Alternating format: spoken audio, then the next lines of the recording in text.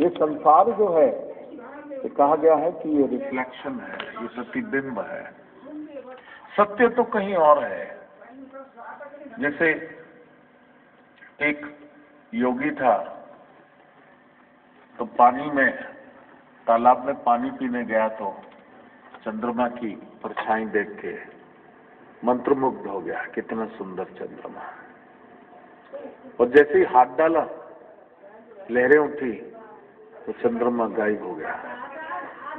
तो उसी समय उसे आत्मज्ञान हुआ कि ये जो मैं देख रहा हूं, ये जो संसार को मैं देख रहा हूं, ये जो चंद्रमा जिसको मैं समझ रहा हूं, ये एक रिफ्लेक्शन है। तो मुझे कहां देखना है? तो उसने गर्दन मोड़ के ऊपर देखा तो चंद्रमा वहां था। इसी प्रकार से चंद्रमा तो वहां है, लेकिन अगर किसी के मन बिल्कुल शांत हो जाएगा तो उसको वो दिखना शुरू हो जाएगा।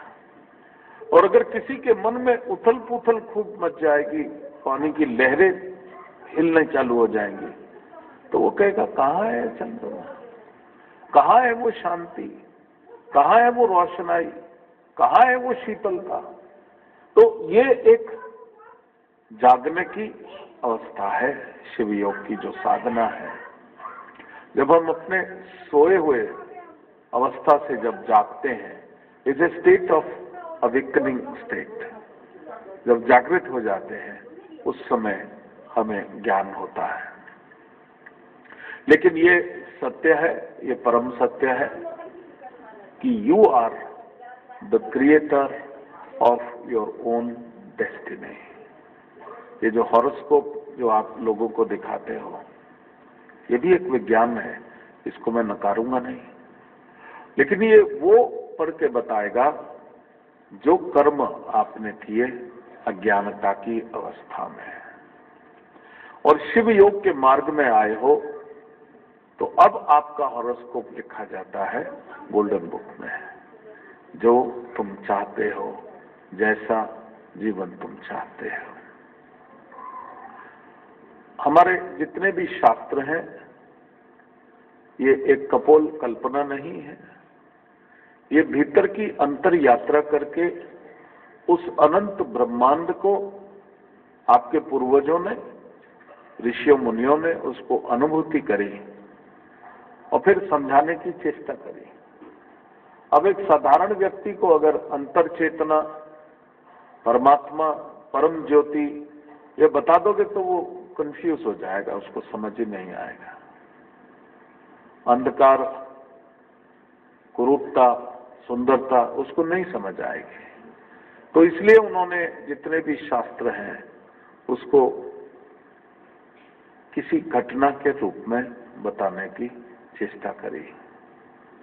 वेदों का ज्ञान जहाँ कोई पात्र नहीं है, जहाँ किसी भगवान का नाम नहीं है, किसी देवता का नाम नहीं है, किसी असुर का नाम नहीं है, उसके बाद उसी का सार उपनिषदों में आया। वो सार जो अपने अंतर चेतना के बारे में बताता है, थोड़ा थोड़ा भगवान का नाम आ जाता है। और उसके पश्चात आते हैं पुराण। दुर्गा सप्तशती जो है वो मार्कंडेय पुराण, महर्षि मार्कंडेय हुआ, बहुत बड़ा ज्ञानी था, बहुत बड़ा शिव योगी था।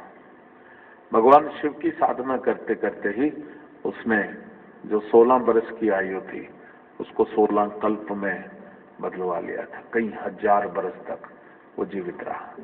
अब ये एक मैसेज है आपके लिए। मैसेज ये है कि कोई कह दे आयु कम है तो लोग सोचते हैं भी छुट्टी हो गई, अब इसकी तो आयु है ही नहीं। आपके हाथ में है लॉन्गिविटी, आपके हाथ में है कितने बरस तक आपने जीना है, आपके हाथ में है कि कब तक आपने अपने अधूरे कार्य पूर्ण करने हैं और कब आपने इस शरीर को चोला बदलना है। उसी प्रकार से मार्कंडेय पुराण से जो दुर्गा सप्तशती, राजा सुरत और वैश्य आपके हाथ में है। या तो वो राजा पीड़ित होके, दुखी होके हाहाकार करता कि मैं राजा था अब भिखारी हो गया और मर जाता। वैश्य दुखी होता, उसके पुत्रों ने, उसकी पत्नी ने उसको घर से बाहर फेंक दिया, उनको श्राप देता अपने परिवार को, जब जब भूखा रहता, जब जब पीड़ा उसको होती, जब जब कष्ट होता, तो उनको श्राप देता कि देखो मैंने कितने सुंदर घर बनाए, कितना धन बनाया, मेरे पास अब कुछ भी नहीं है, और उसी पीड़ा में शरीर त्याग देता। एक तो ये चॉइस है, that is you come to the incidents what are happening. जो भी घटनाएं हैं उसके सामने हथियार डाल दो, गिर जाओ, लोगों को दोषी बताओ, दुनिया को बुरा कहो। और दूसरा तरीका, वो कितने परेशान थे, कितने दुख में थे, कितने कष्ट में थे, वो गुरु के पास गए, उन्होंने गुरु खोजना शुरू कर दिया, कोई रास्ता बताने वाला खोजना शुरू कर दिया। जब तक प्रयासरत रहता है मनुष्य तो रास्ते बनते हैं। जिस दिन वो हताश हो जाता है, छोड़ देता है, उस दिन रास्ते होते ही नहीं, क्योंकि उसने चेष्टा ही नहीं करी। इसलिए शिव योग में मैं कहता हूं, तुम चाहते क्या हो, ये बहुत जरूरी है। जीवन से तुम चाहते क्या हो, क्योंकि जब तुमने जन्म नहीं लिया था, जब जीवात्मा के रूप में थे, उस समय तुम्हें पूर्ण ज्ञान था कि मेरा ये जन्म लेने का उद्देश्य क्या है। क्योंकि जो पिछले जन्म में जो कार्य पूर्ण नहीं कर पाए थे, जो अनुभव नहीं कर पाए थे, प्रकृति आपको एक और मौका देती है कि वो अधूरे कार्यों को पूर्ण कर लो, वो जो अनरिजॉल्व्ड इश्यूज हैं उनको रिजॉल्व कर लो, वो जो कई समय तुम दुखी हुए थे, रोए थे, परेशान हुए थे, अगला जन्म देते हैं जो तुम जान लो कि यू आर द क्रिएटर। दुखी नहीं होना, उसको सुधारना है। एक लेसन प्रत्येक घटना से आपने सीखना है। इंसिडेंट जो भी कोई जीवन में होता है, जो भी कोई घटना जीवन में आती है, कुछ सिखाने के लिए आती है, आप लोगों को कुछ सुधारने के लिए आती है कि ये आप गलत जा रहे थे, अब आप इसको सुधार लो, ठीक हो जाओ। वो वैश्य पति पत्नी का झगड़ा बताया है। कुछ समय तक तो पति पत्नी बहुत प्यार करते हैं, फिर एक समय के बाद एक दूसरे को देख के नहीं पाते। कहीं ना कहीं तो गलती हो रही है। एक समय था जब एक दूसरे को छोड़ नहीं पाते थे, अब एक समय ऐसा है कि एक दूसरे के साथ नहीं रह पाते। वो सही था कि ये सही था?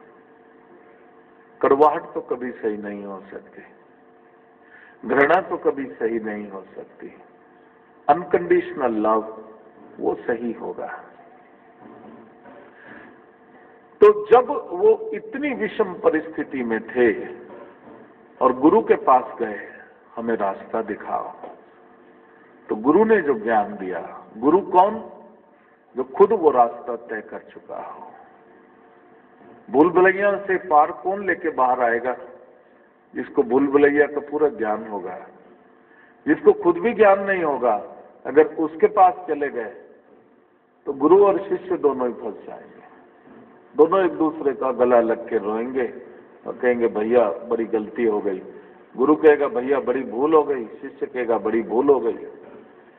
गुरु वो जिसको रास्ता मालूम है, ये जीवन की भूल-भुलैया का रास्ता मालूम है, जो वहां तक जा चुका, वापस आ चुका, अब रोज जाता है, रोज आता है, उसको पकड़ने से वो पार हो जाते हैं।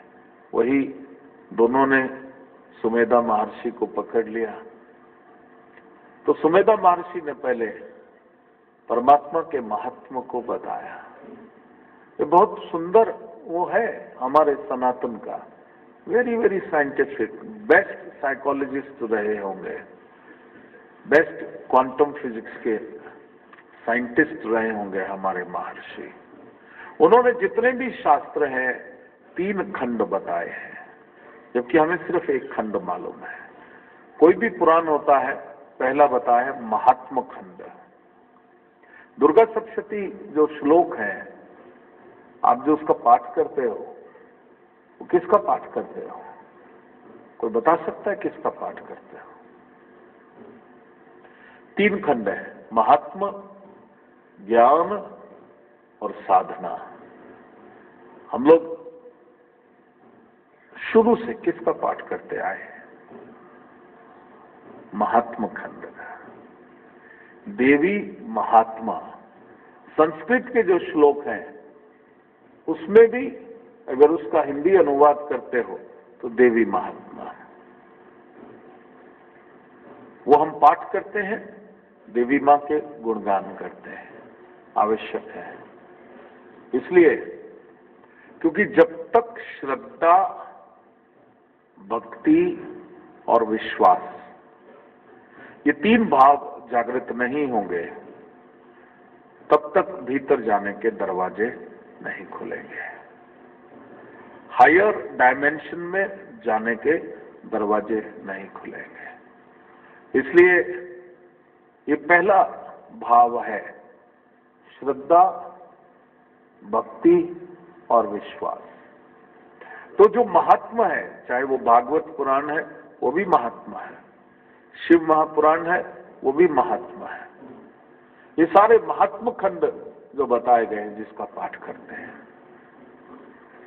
उसके पश्चात जब गुरु उस शिष्य उन महात्मा को पढ़ लेता है, उसके भीतर वो भक्ति जागृत होती है, श्रद्धा भक्ति जागृत होती है, तो वो गुरु के पास जाता है। फिर उसके बाद गुरु उसको ज्ञान देता है। जब वो ज्ञान का इच्छुक हो जाता है कि ये ज्ञान मुझे चाहिए, और ज्ञान को प्राप्त करते करते जब वो शिष्य कहता अब मुझे अनुभूति चाहिए, अब मैं जो भीतर अंधकार है उससे मैं मुक्त होना चाहता हूं। भीतर अंधकार क्या है? संचित कर्म, पिछले कई जन्मों के संचित कर्म जो है, उसकी एक विधि है प्रतिप्रसव साधना, जो कि मैं बोलता हूं कि 1 वर्ष में हर 6 महीने अपने आप के जितने भी कर्म की परतें हैं उसको साफ जरूर करा लेना। और उस समय आप देखोगे अभी तो कितने शांत बैठे हो, जब प्रतिप्रसव शुरू होती तो सभी लोग जोर जोर से रोते, चिल्लाते हैं, हिलते हैं। वो क्या है? वो संचित कर्म की परतें।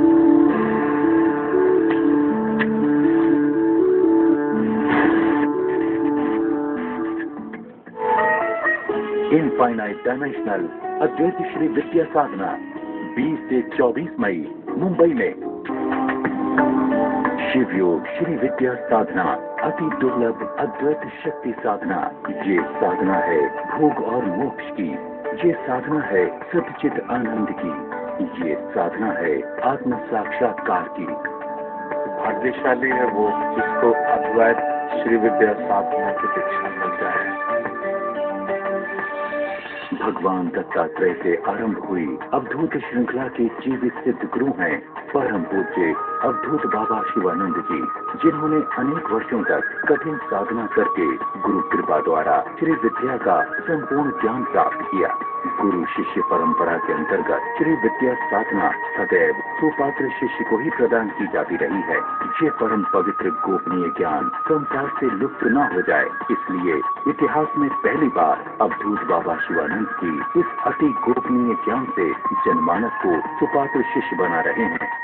अनंत वर्षों तक बहुत गहरा तप भी किया जाए, लेकिन अगर गुरु ना हो तो इसका एक कण मात्र भी प्राप्त नहीं होता है। शास्त्र कहते हैं कि जो साधक पूर्ण श्रद्धा से साधना करता है उसके संचित कर्म बहुत तीव्र गति से रिलीज होते हैं। संचित कर्मों के कारण ही मनुष्य के जीवन में रोग, असफलता, पारिवारिक कलह उत्पन्न होते हैं।